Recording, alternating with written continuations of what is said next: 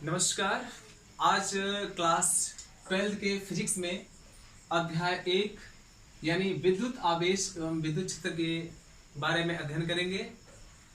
इसमें विद्युत आवेश एवं विद्युत क्षेत्र में जो विद्युत शब्द आ रहा है यह एक वैद्युतिकी का ही रूप है।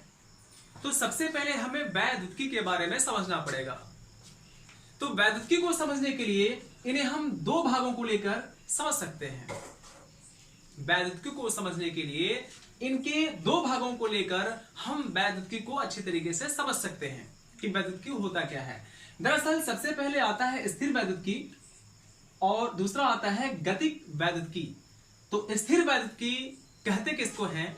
यानी जब किन्हीं दो स्थिर आवेशों के बारे में अध्ययन करते हैं तो उसे हम स्थिर वैद्युतिकी कहते हैं। स्थिर वैद्युतिकी के अध्ययन में जैसे मान लीजिए हम वैद्युत क्षेत्र का अध्ययन करते हैं, कूलाम के नियम का अध्ययन करते हैं, गॉस के प्रमेय का अध्ययन करते हैं और फिर संधारित्र का हम अध्ययन करते हैं। तो इस प्रकार से हम स्थिर वैद्युतिकी को अध्ययन करेंगे आगे। और जो गतिक वैद्युतिकी होता है इसके अंदर यानी जब दो या दो से अधिक अगर आवेश गतिशील हो तो उनका अध्ययन करते हैं, उनके अध्ययन को हम कहते हैं गतिक वैद्युतिकी। याद रखिएगा, इनका नेचर अलग होता है, इनका नेचर अलग होता है। दोनों के नेचर अलग अलग होते हैं, समान नहीं होते हैं। तो इन दोनों में सबसे पहले हम पढ़ेंगे स्थिर वैद्युतिकी को। तो स्थिर वैद्युतिकी को समझने के लिए सबसे पहले शुरू करने से पहले आपको हम ये बता दें कि यह जो चैप्टर है वैद्युत आवेश एवं क्षेत्र, यह स्थिर वैद्युतिकी का ही एक रूप है, एक भाग है। तो इसके बारे में हम अध्ययन करेंगे। इसको समझने के लिए बहुत जरूरी है कि स्थिर वैद्युतिकी होता क्या है, इसके हम संधि विच्छेद को समझ सके। मैंने इसका संधि विच्छेद कर दिया है स्थिर वैद्युतिकी को, अर्थात इलेक्ट्रोस्टैटिक को मैंने लिखा है इलेक्ट्रो, धन लिखा है स्टैटिक। इलेक्ट्रो का मतलब होता है आवेश और स्टैटिक का मतलब होता है स्थिर। तो इसका मतलब यह होता है कि आवेश स्थिर हो, अर्थात स्थिर आवेश के बारे में अगर अध्ययन करते हैं तो उन्हें हम क्या कहते हैं? स्थिर वैद्युतिकी कहते हैं। ठीक है, परिभाषा भी हमने लिख दिया है बोर्ड पे। जैसे लिखा है, विज्ञान की वह शाखा जिसके अंतर्गत स्थिर बिंदु आवेशों का अध्ययन करते हैं उन्हें हम स्थिर वैद्युतिकी कहते हैं। और एक चीज, हम ये वैद्युत आवेश को जब समझना पड़ा है या समझने की जब जरूरत पड़ी है तब हमने इसको लिया है। तो अब हम समझेंगे वैद्युत आवेश को। वैद्युत आवेश कहते किसको हैं? ठीक है, तो जैसा कि हम यहां बोर्ड पे लिख चुके हैं, विद्युत आवेश इलेक्ट्रिक चार्ज किसे कहते हैं, मैंने इसके पहले वाले वीडियो में आपको बताया। तो इसमें विद्युत आवेश जो है, विद्युत आवेश किसी पदार्थ का वह भौतिक गुण है जिसके कारण वस्तुओं के बीच विद्युत बल कार्य करता है। या इसको एक और तरह से हम परिभाषा के रूप में कह सकते हैं, जैसे किसी पदार्थ का वह गुण जिसके कारण उसमें विद्युत तथा चुंबकीय प्रभाव उत्पन्न होता है, विद्युत आवेश कहलाता है। हम बहुत ही एक कॉमन भाषा में हम समझ सकते हैं कि किन्हीं दो अगर पदार्थों को आपस में रगड़े, घर्षण कराएं, फ्रिक्शन कराएं तो उनमें एक आकर्षण का बल उत्पन्न होता है। और आकर्षण का बल तब उत्पन्न होता है जब उसमें दो चार्ज होते हैं, एक प्लस और एक माइनस, तभी उनमें आकर्षण का गुण उत्पन्न होता है। तो कहीं ना कहीं इस वैद्युत आवेश में जो है एक प्लस आवेश और एक माइनस आवेश उत्पन्न हो रहे हैं, जिसके कारण वैद्युत प्रभाव तथा चुंबकीय प्रभाव उत्पन्न हो रहा है। उस आवेश को ही हम वैद्युत आवेश कहते हैं। आवेश को हम Q से प्रदर्शित करते हैं। देखिए, आवेश को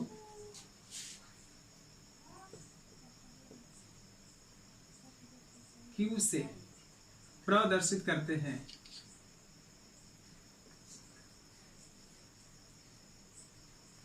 आप जानते हैं कि जो आवेश होता है उसका SI जो मात्रक होता है, SI मात्रक जो होता है वो कूलाम होता है।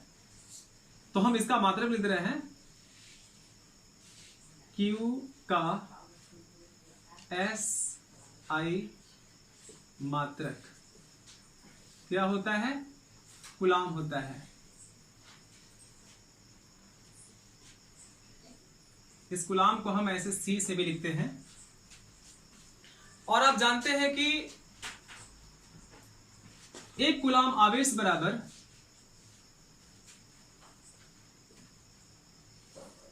एक कूलाम आवेश बराबर जो होता है वह 6 गुणे 10 के पावर 18 होता है। ये एक कूलाम बराबर होता है।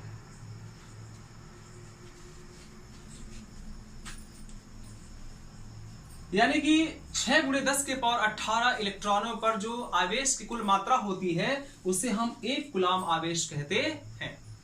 आवेश Q बराबर होता है N इंटू E। इस सूत्र पे आधारित कुछ प्रश्न भी पूछे जाते हैं परीक्षा में, और इन प्रश्नों पे आपका जो ध्यान है वो फोकस होना चाहिए। Q equal to N into E पे, जहां हम इधर लिख देते हैं, जहां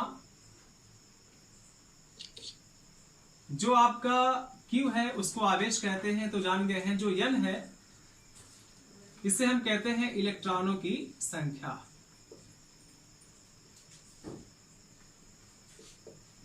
इलेक्ट्रॉनों की संख्या। और आप जानते हैं जो इलेक्ट्रॉनों की संख्या होती है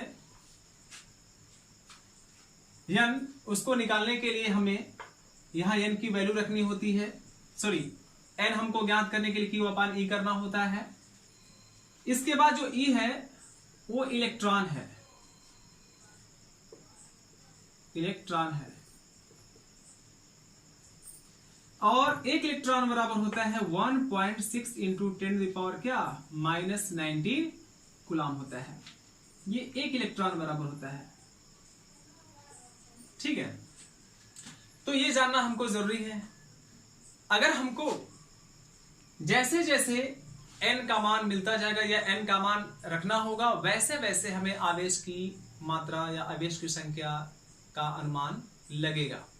अगर हम यहीं पे कर दें, जैसे इसको हम प्लस माइनस क्यू भी करते हैं, चूंकि n एक आपका इलेक्ट्रॉन भी होता है, एक प्रोटॉन भी होता है, तो जो इलेक्ट्रॉन होता है उसको हम नेगेटिव करते हैं, जो प्रोटॉन होता है उसको हम पॉजिटिव रखते हैं, इसलिए हम प्लस माइनस दोनों रखते हैं। और जैसे जैसे हमको n की वैल्यू रखते जाते हैं, जैसे जैसे हम n की वैल्यू रखते जाते हैं, वैसे वैसे हमें q का मान भी अलग अलग प्राप्त होता जाता है।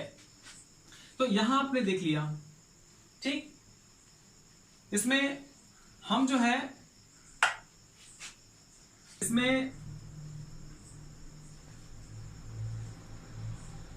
इसमें जो है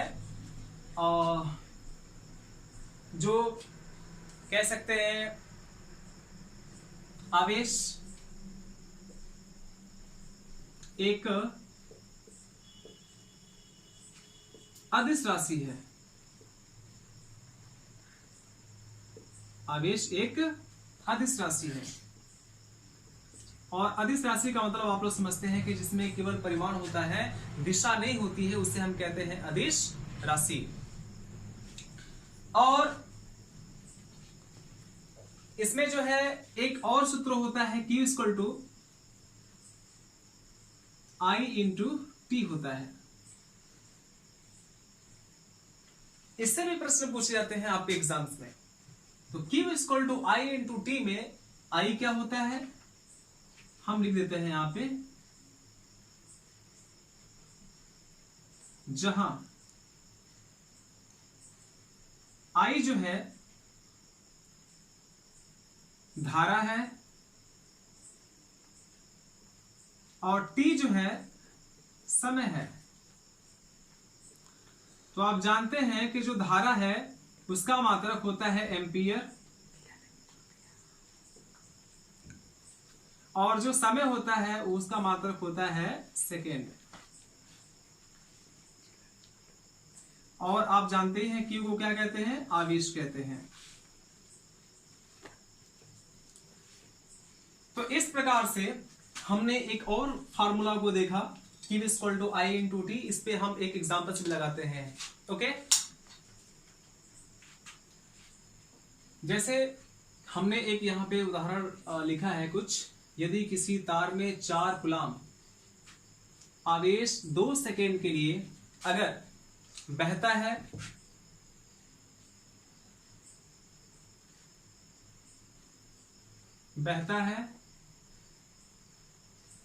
तो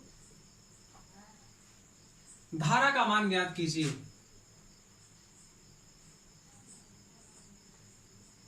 धारा का मान ज्ञात कीजिए। आप अभी एक सूत्र लिखे हैं, आपको याद होगा क्या? आपने एक सूत्र लिखा है Q equal to I into T. धीरे धीरे ये सूत्र आप लोग याद कर जाइए। ठीक है, जैसे आप जान गए यहां पे कि जो कूलम होता है वो आवेश का मात्रक होता है। आवेश Q बराबर वैल्यू दे दिया है इसमें, Q बराबर 4 कूलम दे दिया है इसमें, यहां हमने लिख दिया 4 कूलम। फिर दूसरा दे दिया है समय, समय को हम लिखते हैं T से, और T बराबर दे दिया है 2 सेकेंड।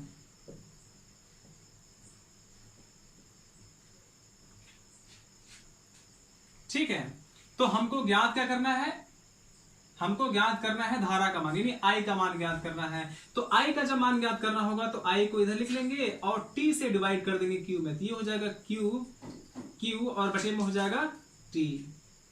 तो ये फार्मूला हमको मिल जाएगा। अब इस फार्मूले में जो है हमको Q का मान रखना है। Q का मान कितना दिया हुआ है? 4 कूलम। यहां रखेंगे 4 कूलम, बटे में T का मान कितना दिया हुआ है? 2 सेकेंड। यहां नीचे लिखेंगे 2 सेकेंड। ये किसके बराबर हम प्राप्त कर रहे हैं? I के बराबर। अगर हम 4 में 2 से भाग करते हैं तो 2 चौके 2 दूना के 4, यानी हमको 2 मिलेगा, यानी I बराबर कितना हो गया? 2। तो 2 क्या? धारा का मात्रा क्या होता है? एम्पियर।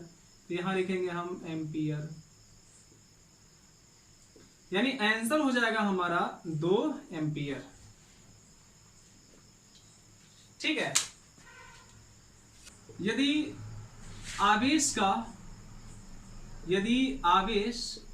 अगर आवेश की बीमा निकालनी हो हमको तो क्या कर देंगे? बीमा अगर निकालना हो तो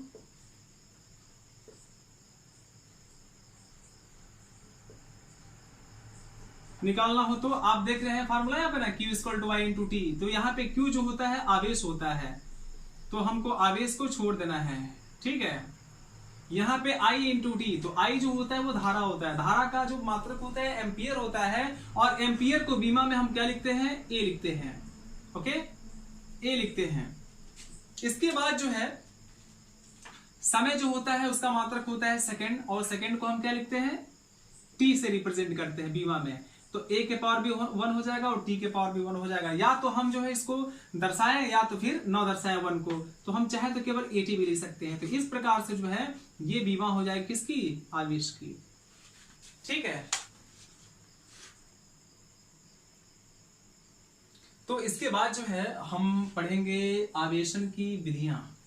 तो आवेशन की विधियां हम अगले पार्ट में आपको लेकर आएंगे। तब तक के लिए अगर ये वीडियो आपको अच्छा लगा हो तो लाइक, कमेंट और सब्सक्राइब करें, और बेल आइकन को प्रेस कर दें ताकि जो है मेरी आने वाली वीडियोस आपको आसानी से मिल सके, और अपने दोस्तों को भी शेयर करें।